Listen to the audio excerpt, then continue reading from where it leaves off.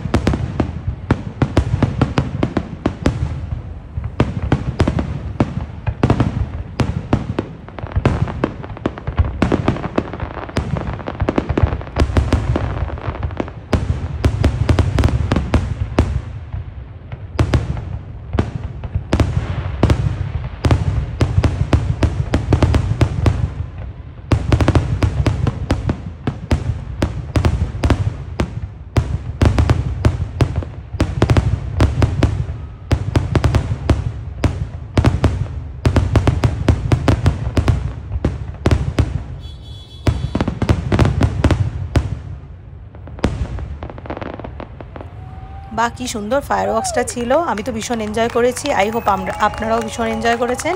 তো চলুন, আপনাদের সাথে আবার দেখা হচ্ছে পরের ব্লগে।